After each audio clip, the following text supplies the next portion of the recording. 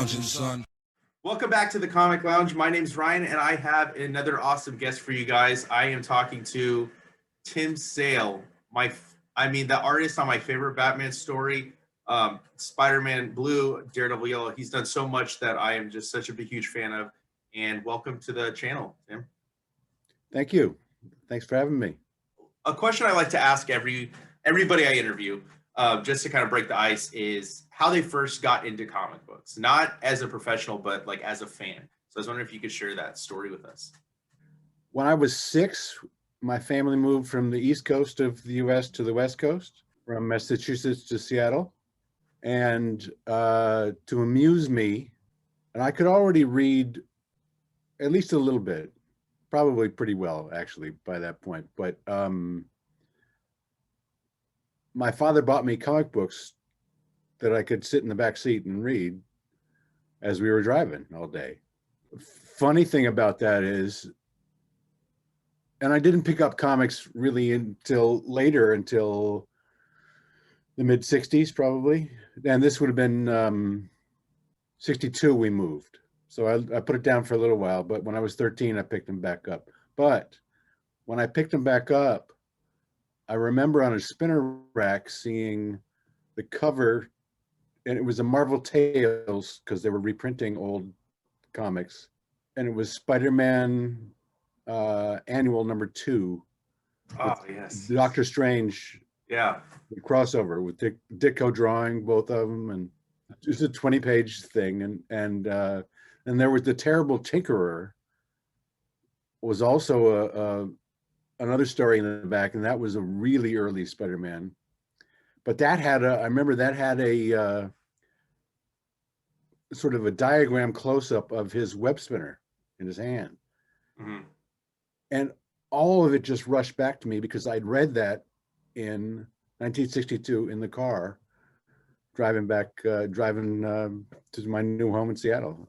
Anyway, that was, but in 68, I went to 67, 68, I went to middle school, and I already was drawing a lot. I already had been drawing a lot, terrible, but all kids do that. Mm-hmm. And I'd always been encouraged, but generally, unless your parents are awful people, they all encourage you.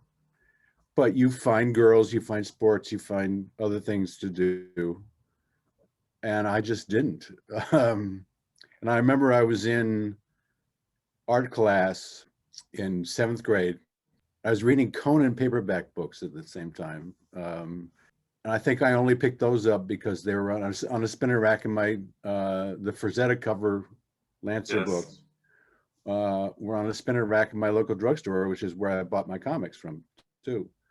And the teacher found me reading comics in the art class and said, put those down and draw me a comic. And I know I never did. I never finished it. I never, but that got me to really, oh yeah, I could try to draw these things. I'd been drawing other stuff, or whatever. Conan, probably. And that just never left. That's awesome, man. I mean, I don't blame you. Those Frazetta Conan covers are amazing. I mean, Frazetta is one of my favorite artists. I actually just picked up that hardcover book that they just came out with, that go through some of his paintings. So, and it's funny also. There's a new Frazetta book? Yes. It came. There's a million of them. I have a lot of them. My wife also is a huge Frank Frazetta fan, and she's an artist. So I kind of bought it for both of us. I said it was a gift for her, but it was also for me too. But sure. It came out in the Diamond catalog pre-pandemic, and I work at a shop. So like one day I just saw it was on the invoice, and I was like, oh man, I forgot I even ordered this because it had been such a long period of time. But right, sure. They put out 2 editions. One is just the hardcover, and then the deluxe has prints of his paintings as well. Yeah, it's really cool. And then the Marvel Tales, I think, is funny because I was just watching a video about that specific book. Really? Yes, on Cartoonist Kayfabe. I don't know if you're familiar with that channel on YouTube, by Jim Rugg and Ed Piskor, and they were going through that book, and I really want to pick up that. Well, I can't afford the original, but the Marvel Tales. I definitely want to pick up that specific book because I mean Dicko and So Spider. you never read that? You've never read that story? No, but they went through page by page. So like I Oh, okay. in my hand, but like I looked at every page and I'm just like, man, I just really want to get that. So I think it's funny that you brought it up. I do want to ask because your style, your art style is so distinct and very unique in comics. Like the minute I see something by you, like I'm this Tim Sale. Like it doesn't, there's no like hesitation. I know exactly what I'm looking at every time I see a piece of your art. I was wondering how you developed that style and who you would say some of the biggest influences were artistically for you as you were developing as a young artist. Right. That's the thing. There's two parts to that. I'll list a bunch of artists, but I don't know if you'll, except for Alex Toth, I I'm not love sure Toth. that you'll see a lot of continued influence in my work. But I had to go through copying slavishly at least half a dozen different artists to figure out what it just didn't come natural, you know. And so that, but I didn't see, you know, I never set out to find it just happened over time. I never set out to find a style for myself. Even in the first Batman work that Jeff and I did, which was the first Halloween special, Jeff Right. Loeb, by the way, Mhm. I still hadn't found my real comfort zone. And certainly didn't have it when I did I did a Legends of the Dark Knight 3-issue arc with James Robinson called Blades. And that Right. was prior to the Halloween specials. And I really also wasn't comfortable with, I was very intimidated by drawing Batman. And if I could have chosen, I would have drawn it like Neil Adams, but I have no Neil Adams in me. You know, I have some Alex Toth in me. Right. Anyway, the first artist that I really copied was John Buscema. Frazetta. I may still have a little Frazetta. I mean, I don't have anywhere near the talent or facility for anatomy, but we share a love of exaggeration for effect. And I think of my work as more expressionistic. Mm-hmm. You know, if I exaggerate things, either the light and the dark, or the anatomy, or anything, camera angles, you know. So, but a lot of camera angle stuff was a combination of Mobius and Steranko, you know. Yeah. So just really disparate. Yeah, there's some heavy Uh, but hitters right there for sure. but Buscema was the first guy I just traced. I would just trace it, Mm-hmm. and I would fall in love with the way he did a tricep or a back. He did the best backs in the business as far as Yeah. I was concerned. Yeah. I mean, you can see the muscles under the skin. It's Yeah, and the V of the, you know, those great. I don't know if you're familiar with the Submariner covers that he did. I didn't know he did any Submariner. Frazetta? Yeah, Oh, I got. no, not Frazetta, Oh, Buscema. Buscema. Oh, yeah, yeah. Okay. Yes. Yeah, where there's two people fighting, Mm-hmm. right, and just fantastic. And I just wanted that so much. And I realized at some point intellectually that comics were about exaggeration, both simplification and exaggeration. So it was a great way to learn anatomy because of the simplification, right? And they were all about showing all the muscles and stuff. And I was much more interested in that and less interested by the time I got to, except for Adams, a realistic style of drawing. Or the busyness of the early image books, with just every line, everything, and then all these, you know, speed lines running around for no reason at all, and every page bleeds, Yeah.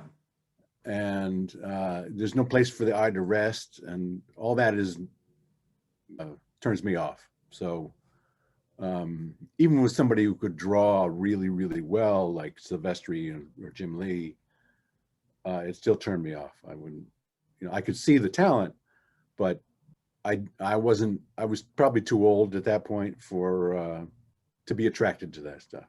I was too set in my ways in that way too.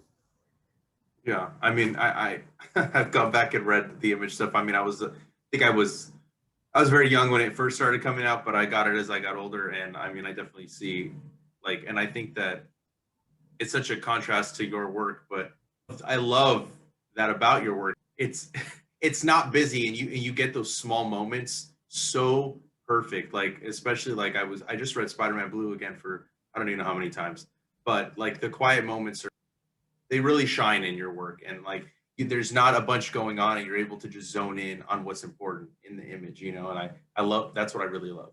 Thanks. They're so much fun to do, and Jeff writes them really well too. Mhm. And one of Jeff's talents is that he will write to an artist's strength and what the artist wants to do and doesn't want to do, and some of that is intuitive, and some of that he'll just ask, what do you want to draw? Yeah. And so all you need to do is compare Long Halloween to Hush, which he did right after Jeff did right after Long Halloween Victory. or Dark Victory, and they're essentially the same template, right? A year-long murder mystery, different villain all the time, that kind of stuff. But he wrote shit for Jim, like the underside of boots coming right at you and motorcycles, all that stuff that Jim loves to do and does so well. But he writes quiet moments for me, and I really appreciate it. And in pretty much everything we do, there's some really good quiet stuff. Yeah, and I mean, I love that kind of stuff. That's like the noir. I mean, there's a reason why the stories you've done with Jeff Loeb have resonated with me, and I've read them so much. There's very few creative teams in comic books that I love. Loeb and Sale, Brubaker and Phillips, obviously Lee and Kirby, Lee and Ditko, stuff like that. But like, you are my favorite Batman artist of all time. Like Long Halloween is my favorite Batman story. I must sell at least 2 to 3 a month at the shop that I'm at when somebody asks me for a Batman book. Long Halloween, I try to get them to get both. Dark Victory also, but sometimes it's harder to get somebody to drop all the money at once, so they end up coming back. But I mean, Long Halloween, I think for me, it's the pinnacle of Batman stories. I love it. Has everything that I love about Batman. But before we get into Batman, I do want to ask, because I've tried to research this. I mean, you spoke about how the work that you did with James Robinson on the early Batman, like your style has changed, and I mean I can see that because I have that book, the DC stuff from Tim Sale. I have the hardcover of that, so I can see the difference. But I was wondering what your first published work was, because I definitely I'm trying to seek out like all of your stuff, and I haven't been able to pinpoint exactly what the first. Okay, well, it'll disappoint you. The first published work, well, actually, and this is trivia, the very first published work was just a spot illustration I did from Rudyard Kipling's book, Kim. Mm-hmm. My father had written a book about fairy tales and after. It was called Fairy Tales and After. His name is Roger. And he was an English professor. And he recognized the literary worth in children's literature, the best. He put this book together, and a lot of the chapters, well, all the chapters were about a particular, Beatrix Potter and Peter Rabbit, for instance, right. The Willows, things like that. But they all had illustrations in them, but Kim never had illustrations associated with it. So either he asked or I asked, can I do something? So that's my first thing. But the first comic work is called Myth Adventures. And I was the inker on that. Phil Folio was the penciler. And I lettered it as well, really badly. And I did about 12 issues of that, maybe. And that led to working with Robert Asprin and Lynn Abbey, who had a series of very popular fantasy paperback books at that time called Thieves World. And I this is the 80s. And I penciled, inked, and lettered 6 48-page black and white magazine-sized books. And that was the first thing I really took on. That was a huge thing for me. But I realized that when that was ending, I still didn't have a career in comics, really. I didn't draw superheroes. I didn't know anybody in the business, really. And then somebody told me well, you should go to San Diego. And San Diego at that time was a comic con. Right, not what it is now. Not what it is now. No, it was in the basement of a hotel. And first year I met Matt Wagner, Oh, yes. Diana Schutz, Bob Schreck. And the next year I went, and they started my career, really. At Comico? At Comico, yes. It was Comico at that time. And then a little bit more at Dark Horse later, of course. But and Matt was the big impetus for that. Right. We're still friends. Great guy, big talent, obviously. But the next year I met Barbara Kiesel, who was Barbara Randall at the time. And she was an editor at DC. And I showed her some stuff, and it looked a lot like me aping Jaime Hernandez. And again, I'm just trying to, and she put me together with Jeff. And that became Challengers, the first thing we did. But then there was an awful lot of stuff, and I'm kind of hazy about a lot of it, but there's a lot of other things that I just did to try to make a living. The proudest thing I was at that time, before really getting into Batman with Firth of James and then with Jeff, was something called BILLI 99. That's a Dark Horse book. It was 4 48-page comic book sized. And I did it on duo shade paper. I don't know if you know what that is. It's a lot of the stuff they did in like the black and white with the 80s, like Ninja Turtles was done with duo shade. Yes. Duotone. Yes. It's chemically treated paper that has in blue, so non-repro, either like dots or lines or something that you can makes a tone. Right. So instead of cutting out little zipatone things, or now you can just do it on the computer, but so it's black, white, and sort of grayish. It's not wash. And I did 4 of those, and I look back on that now, I think it really holds up. That was the first thing that I thought I really got a hold of. It was the first thing I did all with brush, because I had seen David Mazzucchelli's Year One with Frank Miller, and I just said, well, that's all I want to do then. That's my favorite Batman book. I mean, it's hard for me to pick, but there's, like I said, maybe if I would have read Batman Year One when it first came out, I was able to experience Long Halloween as it came out. So I think that's right. Everyone has their generation, like, oh, this is my Batman in film. Like Long Halloween will always be my Batman comic. Yeah.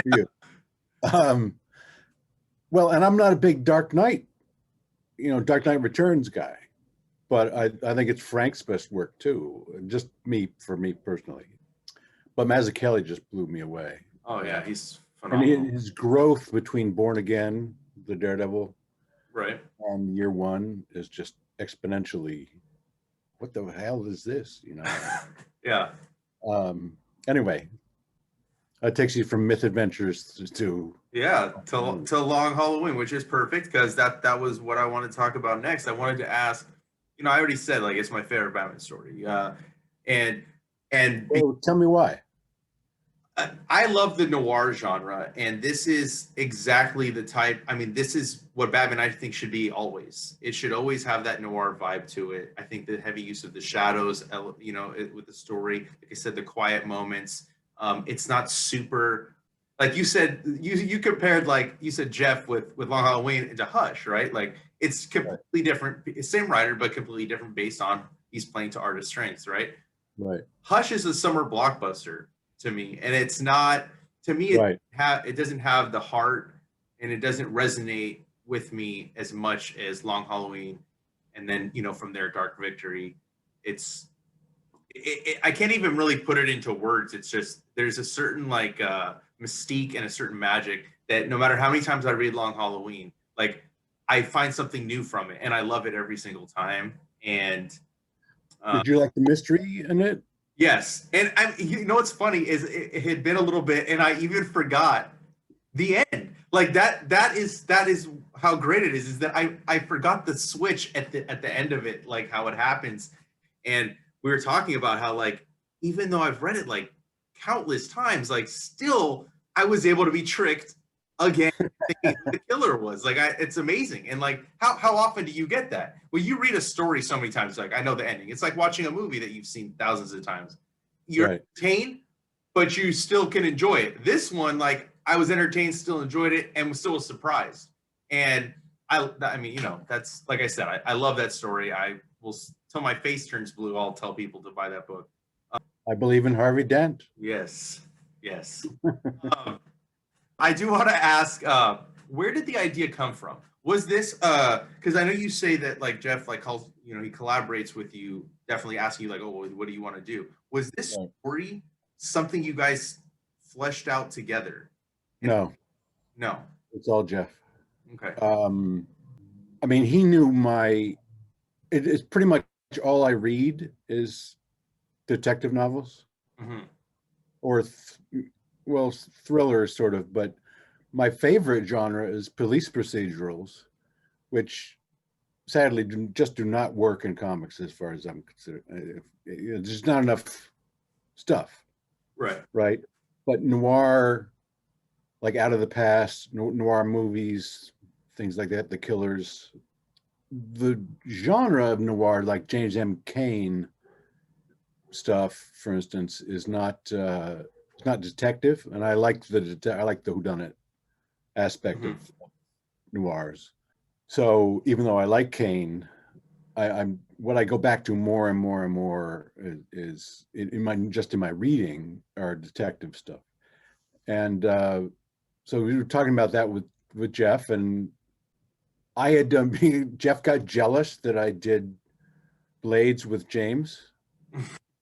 He said, "I want to do So we talked to Archie, and he wanted what Jeff said is, I want to do an arc. The original concept of Legends of the Dark Knight was that different artists, different teams, every 3 issues, no repeating.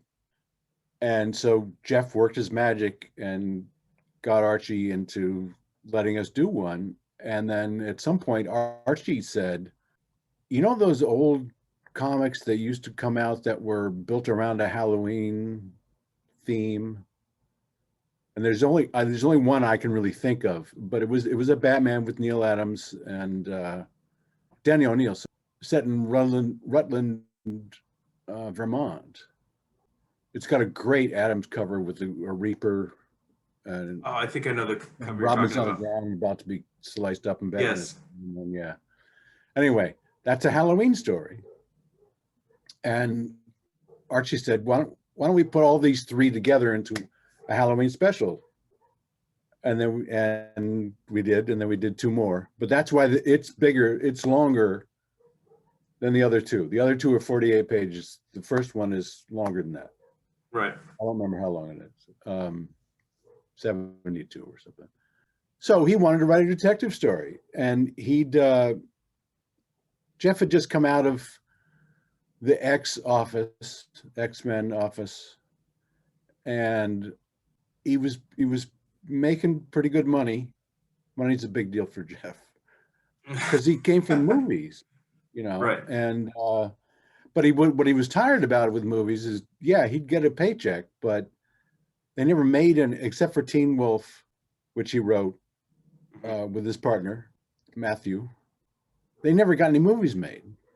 They have a credit on Commando as the writers, but it was all rewritten after them, Right. but they got money for being the credited writers, and he just got sick of that. But in comics, he could really write, his words would be there on the page.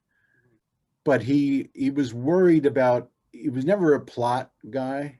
He had story ideas. But what he did was he went to his favorite movie, The Godfather, and said, okay, well, I'll build something around that. So I know what the first page is going to be, and I know what the last page is going to be. And each issue was going to have a formula. It's going to have a Gordon arc.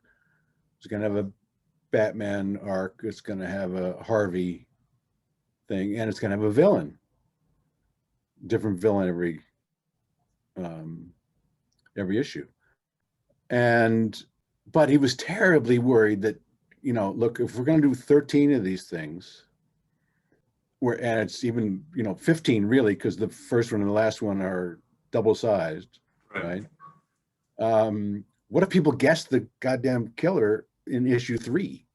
Is anybody going to buy this book? We got to try to make sure to. It was in the early days of chat rooms that DC had a chat room. This is a decade before I had a computer, but Jeff was on there, and he was talking to some people that they were all trying to guess the killer, and his standard response was, "Thank you for playing our game." But some people came close, and he was so scared for a while. But anyway, it all worked out fine. But yeah, no, that was all him. I mean, he took my love of, and the world's greatest detective. And by the way, he's the world's worst detective, both through Dark Victory and Long Halloween. He just can't, he stumbles around. He doesn't know what he's doing. Right. Bodies dropping like flies. But anyway, we did a mystery story. So I think that's what really turned people on about it. Yeah, because you don't see enough of that. I think they're not easy to do. Yeah. Oh, yeah. I mean, like I said, you guys are still tricking me, and I've read it multiple times. So obviously, what you guys did was definitely a hit. With you hit the mark with the mystery, you hit the mark with the art, with the writing. Everything is just such a perfect combination that came together to create this like masterful story in my eyes, and countless other eyes. And I was wondering, like a lot of people are even saying that the new Matt Reeves Batman movie is Long Halloween is one of the influences on that. Reeves has said it. Reeves has said, yes. Yeah. And I mean, I think Ego was mentioned too, the Darwin Cook. Yeah, I'm sure it's not just Long Halloween. Right. But yeah, it's part of the. Which kind of like again speaks to like how great the story is, right? And I was wondering, do you have any other Batman stories? Or I mean, because like I know you were doing the covers pretty much. I mean, I don't know the number, but you were doing all the Rebirth Batman covers, the B covers, right? And I know Batman's always gonna. I mean, Tim Sale and Batman is always gonna go hand in hand with in a lot of people's eyes. Do you have stories that you still want to tell, or do you feel like you've kind of? I don't. I really tried after Jeff, his contract with DC was up, and he went to Marvel. I still had work I had to do with DC. Because exclusive contracts, right? And I didn't know who I was going to work with, and that's when I worked on Superman with Darwin. But I started at that point to try to come up with story ideas that maybe I could be a writer. And after 5 or 6 years, I just said, no, I just can't do it. I can help shape. I can tell a story in pictures. I need the story to be told to me, and then I can shape it.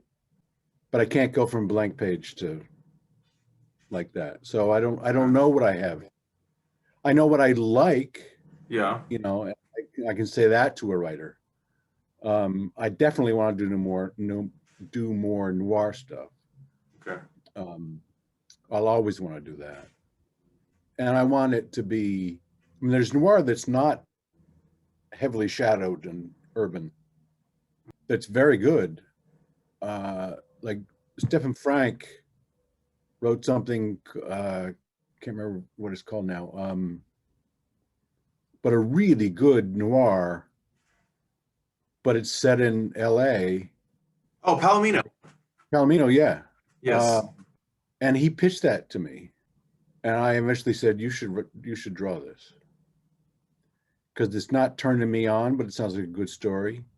I don't think I'd have a good time drawing it, but I bet you'd kill it. And he absolutely did kill it. Yeah. He's a hugely talented guy, and I hope someday to be working with him again. We just couldn't figure that out because I want to do a lot of shadow, and I want it to be urban. Right. So that's why Batman is perfect for it. Yeah, Gotham City is its own character. Yeah, I mean, it's the perfect setting for a noir. So, I mean, I think that, I mean, if every Gotham story should be noir. If it's not, then I don't think it's hitting the mark, at least for me. I do want to talk about, you said that, you know, Jeff went over to Marvel, and eventually after you did some of those DC books, you did do more projects with Jeff. You did the Color series, which is what people often do it as. Yeah, that's what we call it too. Yeah, I mean, I loved every single one of them. But I mean, I think I alluded to it earlier, the Spider-Man Blue, because Spider-Man is one of my favorite characters. And I think, again, that's one of my favorite. It's hard for me to pick a favorite Spidey story like it is with Batman, but that's definitely my top 3 is Spider-Man Blue. And I do think that one of my favorite parts is how you really invoke John Romita and Steve Ditko so seamlessly into your style, like even from the specific pages or panels that you recreated within the story. How did you decide? Well, first of all, was there any kind of heaviness, like, or added pressure did you feel while doing this set in this older time period? And then which panels did you feel like you really wanted to homage and honor within the story? Well, that would depend on what Jeff wrote. Okay. You know, there's definitely a down shot of Spider-Man collapsed in the snow after fighting the Vulture, maybe. Yes. That is a direct ripoff of Romita. I mean, I made it a little different, but it's totally. The only other thing that I really remember is Craven is in a dark room watching slides on the wall of things, and there's all old Ditko covers is what he's watching. There's a Scorpion one, and anyway. Yeah. But I knew I didn't want to. The story arc is directly from the first comics that I seriously fell in love with, and that was Romita with Lee, and it's about issues 45 through 49 of Spider-Man, the Amazing Spider-Man, and Romita doing all the art. He was using a pen sometimes, I think. Wow. So his style was a little bit differently, but still, I mean, it's when they, Mary Jane is first revealed. Right. The legend is that, she's hanging around, but always in shadow or something. And the legend is that Stan wanted to wait until it wasn't Ditko drawing it. Okay. I never heard that. He can't draw pretty girls, he was amazing artist. Pretty girls was not in this. And Gwen was a total bitch. Yeah. Right? And hated Peter.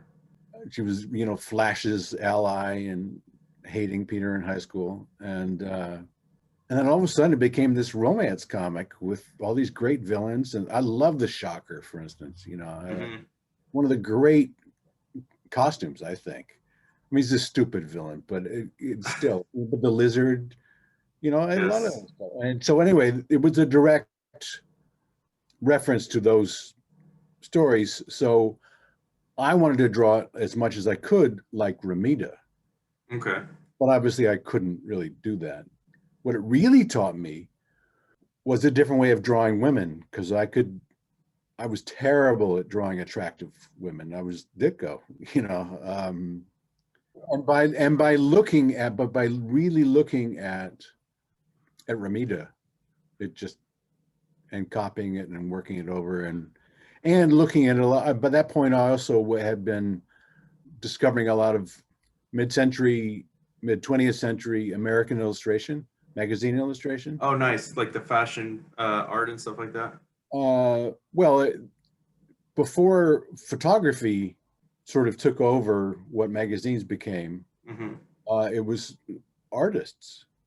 And so there's a lot of great, and there are a lot of really good books now. Yeah. And there's a guy online, his name is Leaf Peng, who has something called Today's Illustration. And he's on Facebook, but he also has his own blog. And just an amazing treasure trove of great, great work. And on Dark Victory, I was working with Chiarello, and he already knew a lot of that stuff. So he educated me to a lot of that stuff. And I brought some of that to Spider-Man Blue as well. But I still look at a lot of there's funky stuff that's just very Tico-y in there, and not on purpose. I wanted it to be Ramita. I think you draw beautiful women, so. Thank you. But I don't think I did until then, is what I'm saying. Oh, okay. I kind of got it. And I also happened to be dating a woman that was pretty fucking gorgeous. And that helped a lot too. So, yeah. So I know you guys did the 4. You did Spider-Man Blue, Daredevil Yellow, Hulk Gray, Captain America White. I was wondering, was there ever a plan to do any other characters, or did you want to do any specific characters? We talked about things. There was never a plan. I personally was kind of burned out by the time we were doing Cap. Right. And Jeff was doing a bunch of other stuff. So we didn't, I don't think we meshed as well as we did on the earlier ones, which is why it took so long for it to come out. And that's really on me. I couldn't figure out a way to do a bunch of stuff. But we always talked about, well, it always had to, Jeff has no interest in doing, for instance, what Frank Miller did with Daredevil, which is take the worst selling book that Marvel had and make it a huge success. Mm-hmm. Jeff wanted to go find the most successful book and do one of those. And I get it. I mean, that nobody goes into Batman thinking, well, we'll rescue this character from oblivion. Yeah. Or Superman, but I wanted to do a Dr. Doom. Ooh, that would have been tough. And that would have been a real challenge, because I personally don't like anybody's Dr. Doom except Kirby's. Mm-hmm. There's no way I'm going to try to do Kirby. Right. So that would have been rough. And I'm still working on my Doom, but I'm doing more drawings for people and stuff like that. I don't know. I have a fan page on Facebook. I mean, if you're familiar with it, if anybody wants to see.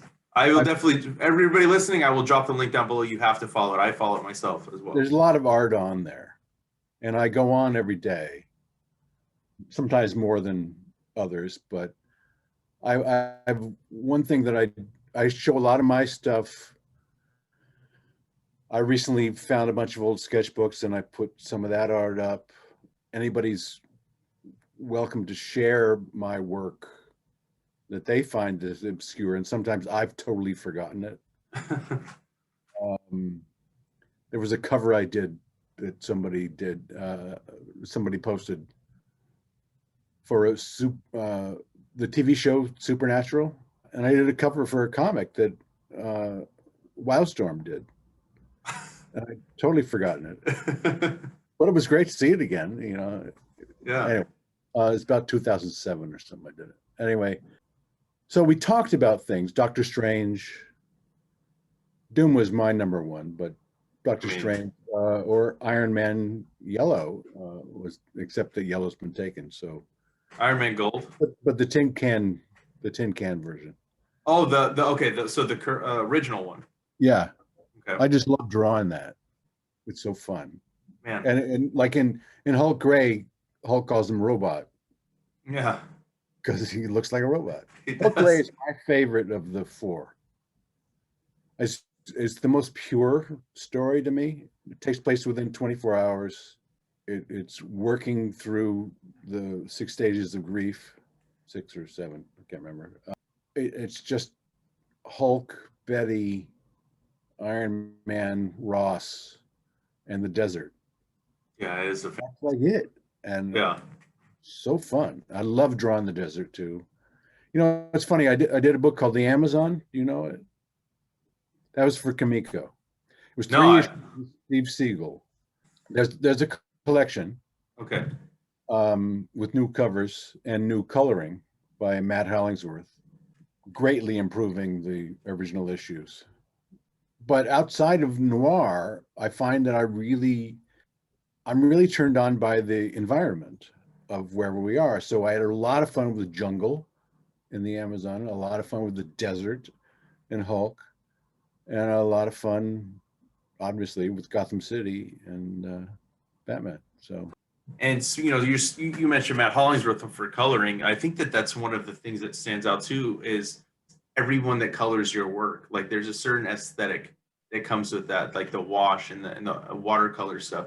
I know you color some of your own work too. Do you color? no, I won't. You don't color your covers either. So do you? How? Oh, I'm credited, yes, but somebody else did that. Oh, okay. All right. So I'm not. I think I can tell you, but I'm not sure. Anyway, whatever. Go ahead.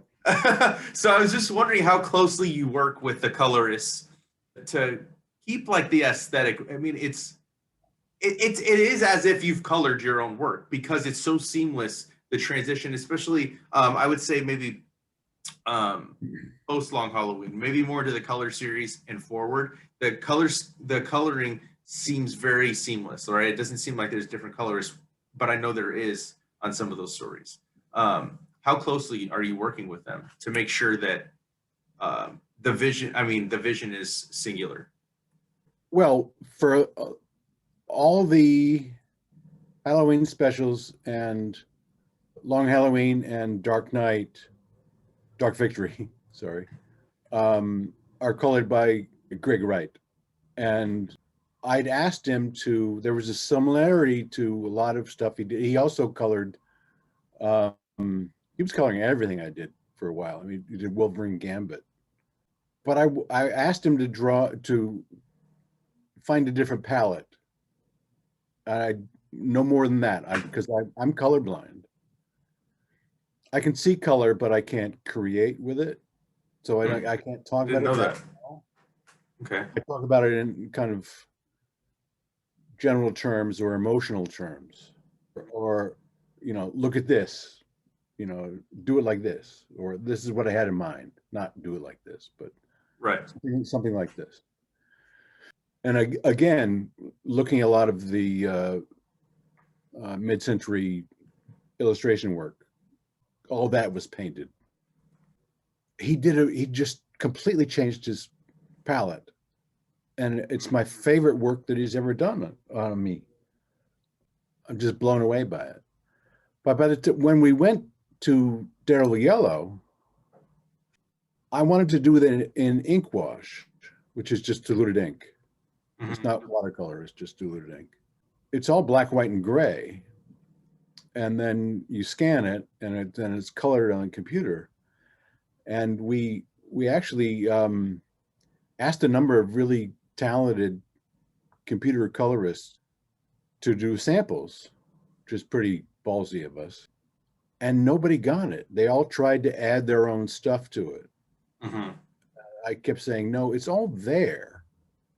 I just wanted it to look like, keep my brushstrokes and, keep the impurities of, because I don't work really clean that way. It's not a fade that only a computer can get, or somebody more talented with watercolor can get, or something like that.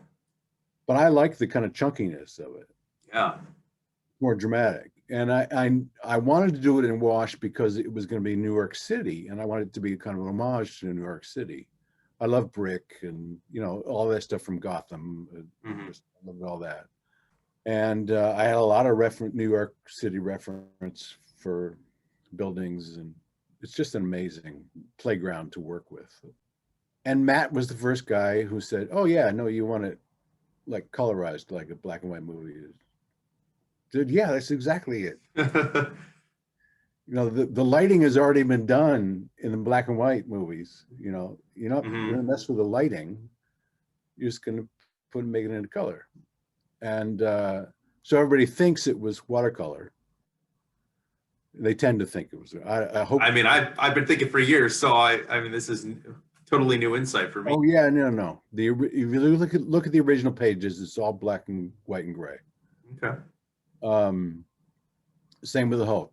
Now, the reason the Hulk is the only thing that's in wash is because Ang Lee's movie was going to come out, and it was going to be the first computerized Hulk, right? Not Luke Ferrigno or something. So we said, oh, okay, well, we're going to play along with that, and he'll be the ink wash character, and everything else is going to be just black and white. So that was kind of a tip of the hat to Ang Lee. Too bad it wasn't a better movie, but you know. Yeah, I agree. But then Cap is colored by Dave Stewart, who did all the work I did on the Heroes TV show. Right.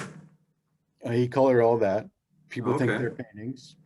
It's all ink wash, just black, white, and gray. And he made it look like paint.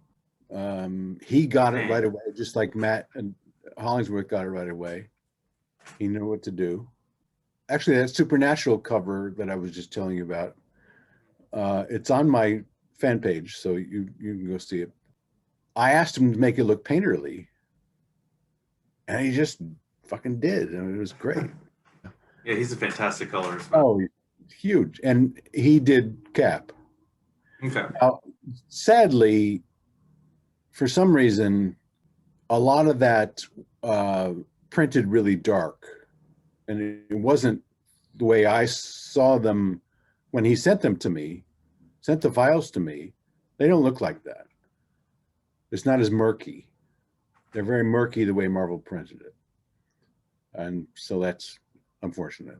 But Dave is one of the really masters of the art. And then Brennan Wagner, Matt's son, colored all the Batman Rebirth covers. He's another amazing colorist. And he got better during that time we were doing that. I did another run of detective covers. Did you know that? Yes. That was years before. Chiarello colored all those. Okay. Yeah, that was when Brubaker was writing the book, if I remember correctly, correct? I think. I never saw the insides of anything. Oh, I think you did one with like the Alan Scott Green Lantern. I think you did. Yeah, okay. Yeah. Well, Mark was the editor also, and he wasn't supposed to color him, but he did. And I may have gotten credit. That may have been one of the things that I got credit for that I didn't do. But he's not.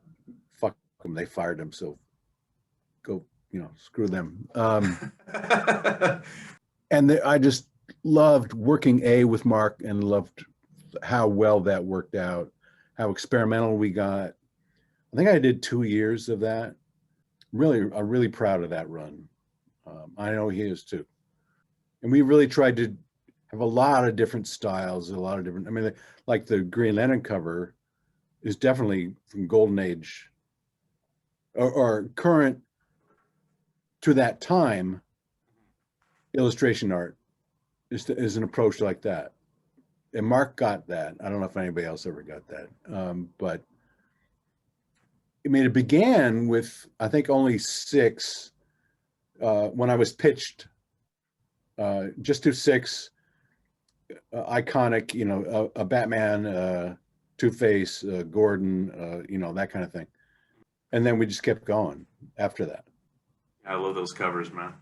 I mean, I Me too. got every single one of the Rebirth ones. I had that entire detective run too, and I'm yearning for more of your work, which leads me to your current thing that you're doing. You got your sketchbook that you normally bring to cons, if I remember correctly, but you're doing a Kickstarter.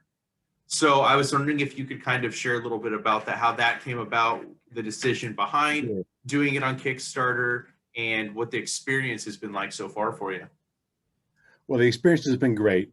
So I'll go back. The experience has been great. The response has been great. We're still adding levels. I will be doing, it's not determined how many, but I will be doing sketches. And we asked people if they'd rather have, I used to do remarks in the books, and turns out most people would rather have something they can just have and resell on eBay or whatever they're going to do with it.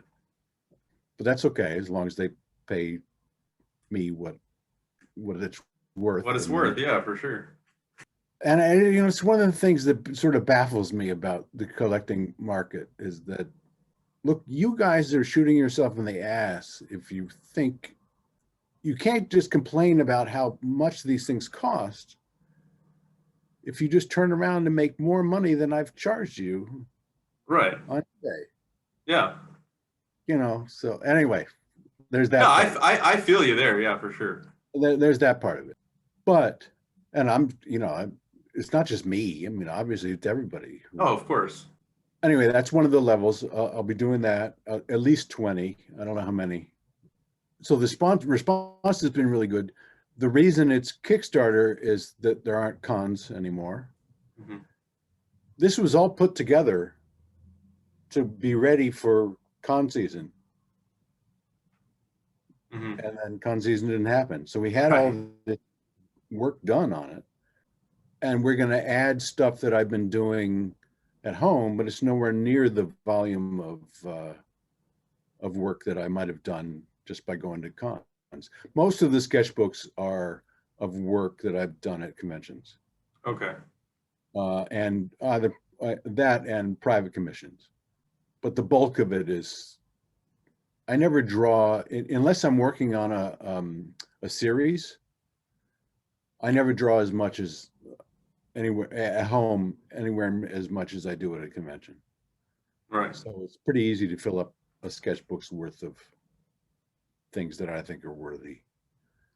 Yeah, I'm super stoked to get mine. I mean, I think I tried to catch you at WonderCon last year, but I think my kid wanted. She was young at the time, so she was like 4. She had enough of the day, and the line was so long, and I got the look for my wife. I was like, I don't need the headache. I think I would sneak up to you just to get a quick signature on the Detective 1000. I think I was able to do that, but I didn't get to stand in line and like get to really chat with you. So. Yeah, because I mean, your line's always long, Well, probably the way I work at a show is the first hour and the last hour of each day is when I just do signatures. Mm-hmm. I'm drawing the whole time in between. Right. So hopefully enough people know that, so they'll line up early. They don't tend to do that though. They tend to come late. So the worst time, if you want to stay away from a line, the best time is to come early. The worst time is to come at the end of the day. Mm-hmm. Those lines are always longer. Anyway, that's just. Yeah, for everyone listening, get a line early. Someday. when cons come back, we'll be having some. Yeah. Yeah, hopefully, man. I miss getting to chat with all you guys. I mean, luckily, I get the pleasure of being able to chat with you guys online or via email, whatever. Thanks to my channel, which is also really cool. So, I mean, it's kind of getting alone time. The time that you probably have at a con to be able to chat. So yeah. Well, I really enjoy it. I can't. What I can't do is draw and talk at the same time. Mm-hmm. I have to stop when people want to chat. Right. And then Jason gets mad. Jason Schachter, who's my wrangler. Hey, you know. Yeah. Or I'm talking to Klaus Janson. Mm-hmm. He and I become good friends just by working with Jason together. This is Essential Sequential. I need to plug. Right. Jason has a group of artists that he represents. Dan Panozin, Klaus Janson, myself, Dave Johnson, well, but tons of other people. Sean Crystal, Matteo Scalera, lots of people. Great. All great artists. All great. Juanjo Guarnido. Nice. Not that he makes it over. Do you know Juanjo's work? The name sounds familiar. Black Sad. Yes. I know. Yes. Huge talent. Amazing and sweet guy. Spanish. I knew him, but he works. He made his career on Black Sad, which is an anthropomorphic noir. Yeah, I know. Everyone's bugging me to read it. Well, just start with the first one. Actually, the Dark Cry said it's a really good translation of the first three. It is a hardcover collection. Okay. Get that. The first one is really just a private eye story. The second one is also really good, and it's also private eye. But the first one is like Sam Spade, that kind of thing. I'm gonna pick it up tomorrow when I go to work. Well, it's more colorful. It's painted. But it's just amazingly. His background is in animation. Right. Yeah, that's what my friends were telling me. So he really gets the action of American comics, which a lot of French comics are often very beautiful but very stiff. Mm-hmm. But he really gets the, a punch is a punch, man. Yeah, highly recommended. Anyway, Jason reps him too. Anyway, I miss cons too. Yeah, I think all of us. I mean, I know we all want to get back there, but we got to make sure it's safe for everyone out there. I know LA was attempting to do it, and then they quickly stopped, which I don't even know why they started trying to do it. It's like, just call it a wash for the year. Let's all get back there when we're safe. Nobody wants to get sick or go to a hospital or possibly die to go to a comic book convention. I think we can all be a little bit patient and wait. Plus, you're not going to get that many artists who are going to want to go. Yeah, I mean, what do you want to see people behind the glass in a cage? I mean, like that's not fun. But do you think you'll do any other Kickstarter projects in the future with this one being so successful and stuff like that? I don't know. That's something I should talk to Jason about. I hadn't thought about it. Okay. I mean, I know a lot of really good people are doing it. Yeah, I mean, I think it's definitely an interesting way to be able to connect with fans. You feel more direct with the creator because you feel like you're really supporting them as opposed to supporting a corporation, right? Right. When you're mostly with Marvel and DC, but you know what I mean? Like you feel more connected. I enjoy it. I know like creators like Jeff Lemire, Scott Snyder, Matt Kint, David Pepos, a few people this past year that I've been able to back stuff. I mean, the minute I found out yours was going on, I was like, dude, I need this. So, I mean, I definitely think that it's a unique way and a growing way for creators to get out there and get their work, no matter what the project is. I mean, I think there was even a Sam Keith Max calendar that was on Kickstarter recently. So, I think Michael Allred, his art was on a yo-yo. So, I mean, you got all sorts of interesting projects that you can see brought to life and by some of our, all of our favorite artists. I think it's well, it's the key is it's got to be, it can't be a licensed character. Right. It's got to be owned by the creator. And Brian K. Vaughan has been doing a lot of interesting stuff with different artists. He's got some great private eye stuff with Marcos Martin. Mm-hmm. I don't know if you right on his Panel Syndicate site. Yeah. I love Marcos's work. He's amazing. And he's a very sweet guy also. And Brian is terrific. And so, but that's the key. I mean, I can't do a Batman one, No, I mean, I just want your art any way I can get it, man. It doesn't need to be Batman. I love seeing your stuff. I know there's thousands upon thousands of people that love your work. And anytime we can get more stuff, it's definitely exciting, which leads me to ask: is there anything else that you're working on that you can either talk about or tease a little bit? Well, I can't really talk, but yeah, there is stuff. I'm talking with Jeff Okay. more than I have for a while. We kind of went our separate ways for a number of years, and he was, intensely busy running Marvel TV, Right. big fucking job, and Yeah. but he's not anymore, and he's kind of going a little screwy with the quarantine, and he All of us. talking to me and some other people, getting ideas, and so we've been chatting about stuff, but I can't really say much more than that. All right. Whatever it is, it would not be appearing for quite some time.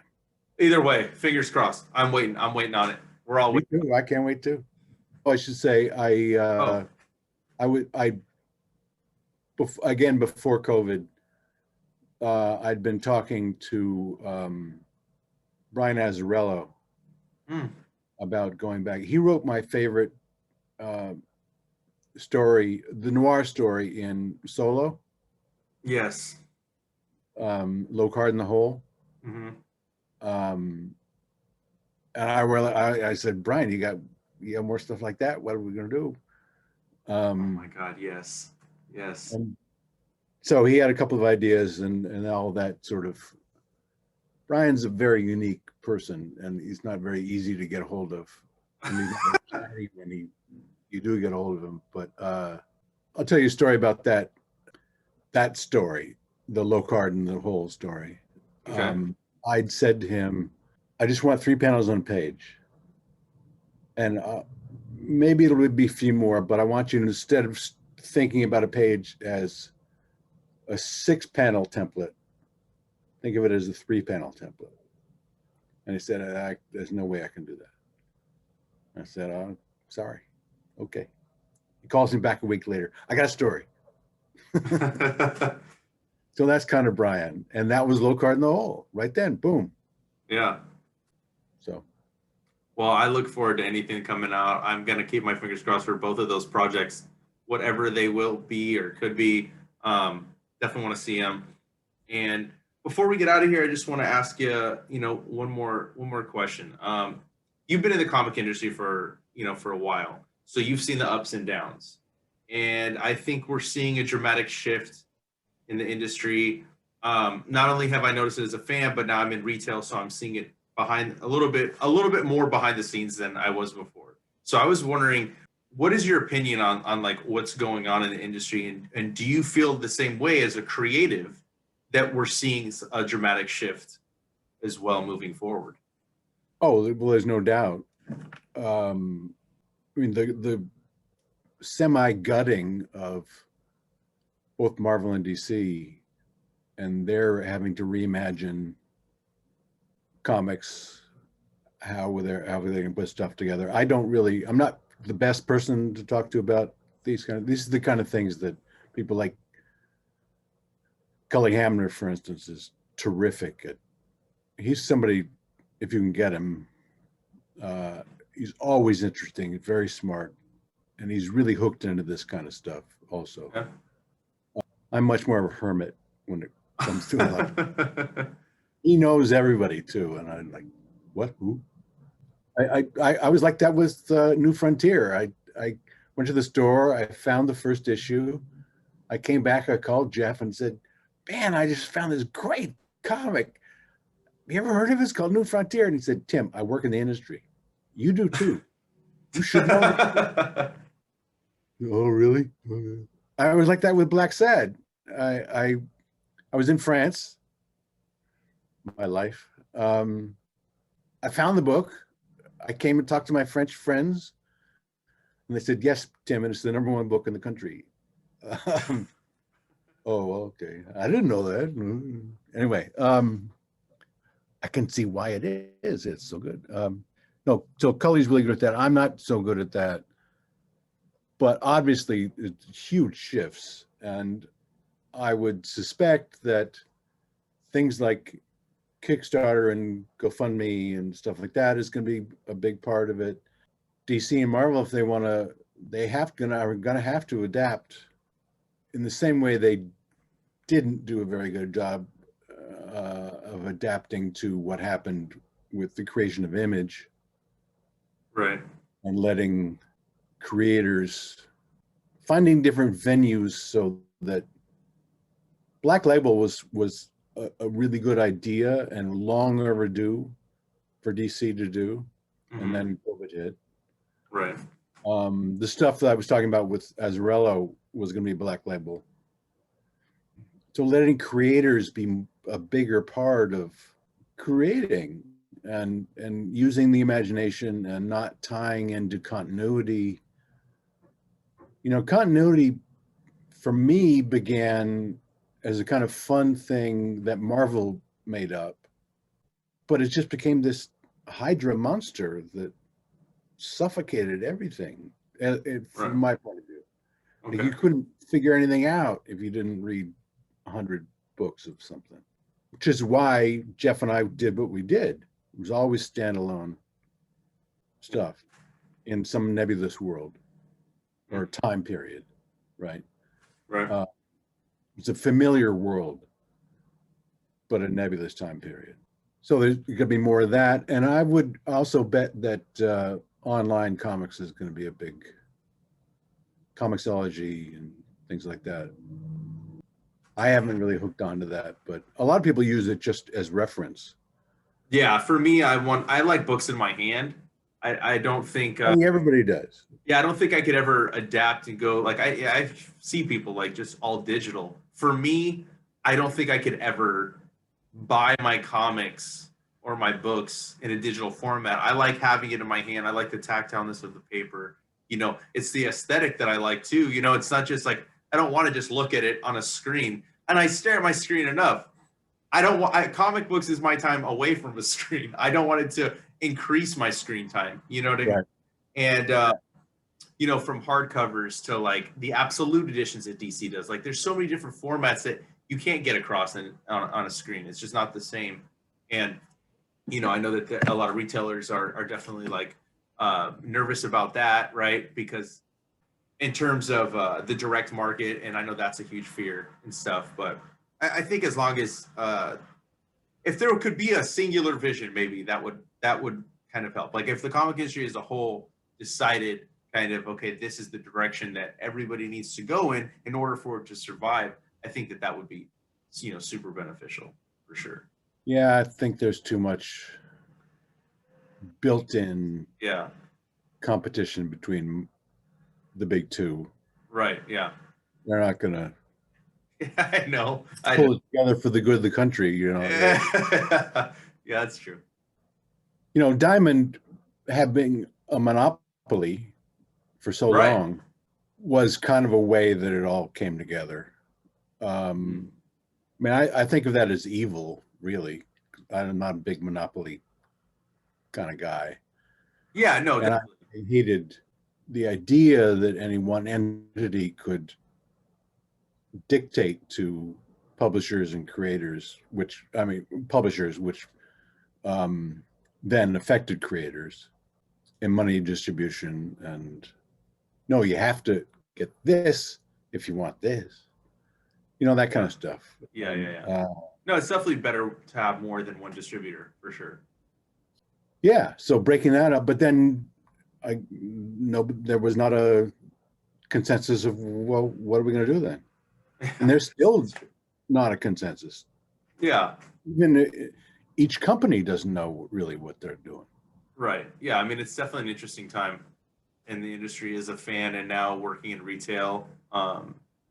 Just to see how fast things have changed, you know, and it all kind of kicked off with COVID, you know, and it kind of made people start reevaluating stuff. And we're seeing so many drastic changes at times where it's just like it's abrupt. But, you know, I like to think more optimistic for the industry because I love it so much and it's what I'm passionate about and I don't ever want to see it go away. So I don't think it'll go away. I don't, and I think there'll always be floppies, which I hate the word, but I know I don't. Individual like just single issues. So like an insult. Yeah. Yeah. Or, you know, Right. and I get the reason, but still, that just means people are used to hardcovers, you know, Mhm. or collections. Right. Anyway, but I don't think they won't go away. Even if there's a lot of stuff online, there are enough people. I mean, the thing about the online is you're not an 8-year-old kid though, you know, and they get everything, or 12-year-old or 15-year-old, they get everything on a fucking phone, not even a big screen. Yeah. I can't watch a movie on a phone. I just can't. Yeah. I don't see the appeal in that. Yeah. Although, I do know that your brain adjusts, because I'll watch a movie on a plane, and that's only a foot wide by Hmm. a 9 inches high or something, and I can really enjoy. I never would have. Here's a story. I never would have watched Pirates of the Caribbean ever. Uh-huh. It was on a plane. I turned it on, loved it. I was so surprised. This is the first Yeah. one. And I did not mind at all that it was on this little screen. So I know your mind adjusts, but still.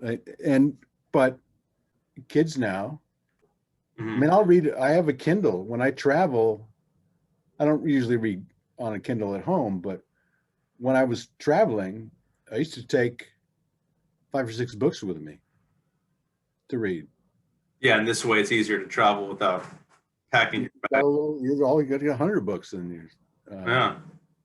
I used to talk to Howard Chaykin sometimes at shows, and he'd be handing out paperbacks. And I said, "What are you doing?" And I said, "Well, I just read these yesterday, and I didn't want to fly home with them because he'll like travel with 20 books or something and just plow through them." Anyway, Wow. yeah, I know. Crazy. Yeah. Um, well, again, I want to thank you so much for taking time out of your day to chat with me. It has been an honor and a pleasure. And everybody listening, don't forget to back the Kickstarter. All the links will be down below. And if you can also, Tim, if you could just share with us where everybody can find you online, and those links will also be dropped down below. Okay, well, the primary place you can find me where I really interact a lot is on the Old Man's Network, Facebook. Um, and I do have a fan page. The fan page, and fan page is public. You can look at anything, but I think you can't comment unless you join. And in order to join, you have to, and people ignore this constantly. I ask 2 questions, and just respond to them, and you're automatically in. And all that information is right there at the top of the header, so anyway. Right.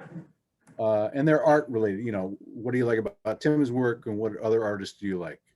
Those are the questions. Shouldn't be too hard. So that's the primary place, and I am on there every day, unless I'm, incapacitated or traveling, or which is not often anymore. But I really enjoy it. I really enjoy back and forth. I think of it as a treehouse, or a club. Mm-hmm. And I like to share my stuff, share other people's stuff. I have a regular thing I do where I just put artists I love, and I'll have a bunch of their images up, and we can talk about that. Some of it'll be easily relatable. You can easily see why I would like, but sometimes it may be a surprise. So that's fun to talk about. Anyway, that's the easiest place. But I'm also on, not on Twitter, but on Instagram. Okay. But that site is run by another person, Okay. who pretends to be me. But I approve of the whole thing. I don't interact that much. I don't know how to talk to people when they're, Joe Screw 22 XYZ. Right. I want somebody's I want to back and forth, and I get it back and forth on the Facebook stuff. Yeah, awesome, man. And I love the group. I think everybody, like I said, this will all be down below, all the links to this, so you can follow and join the group with Tim. Again, thank you so much for doing this. And It's a ton of fun. yeah, I hope we can do this again sometime, man. I'd love. Yeah, sure. Anytime. All right, man. Have a good one. Enjoy the rest of your day. Thanks, man.